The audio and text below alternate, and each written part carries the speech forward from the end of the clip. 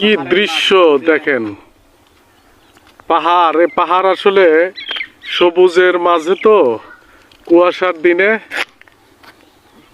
দেখা স্পষ্ট দেখা যাচ্ছে না, কিন্তু খুবই সুন্দর জায়গা। খালি চোখে স্বয়ং এসে দেখতে হবে। চমৎকার, অপূর্ব দর্শনীয় জায়গা। একের পর একটা পাহাড়, একটার উপরে আরেকটা, আরেকটার উপরে আরেকটা সাজানো। এখান থেকে যেন শুধু পাহাড় আর পাহাড় উপরের দিকে উঠে যাচ্ছে। এই যেন পাহাড়ের মিলন মেলা।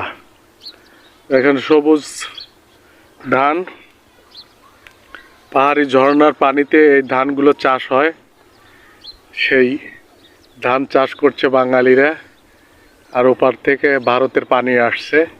ভারতের পানি দিয়েই কিন্তু চাষ হয় এই বোরো ধান। এখানে কিন্তু কোনো সেচ নেই, কোনো ডিজেল মেশিন নেই, বিদ্যুতের সেচও নেই। শুধু পাহাড়ি পানির উপর নির্ভর করে এই ধানগুলো। অথচ আমরা যেভাবে ভারতকে দেখি, ভারতের চারিদিক থেকে আমাদেরকে সহযোগিতা না দিলে আসলে আমরা কোনো কিছুই পাবো না। ভারত চারিদিকেই আমাদের পাশে। ধন্যবাদ।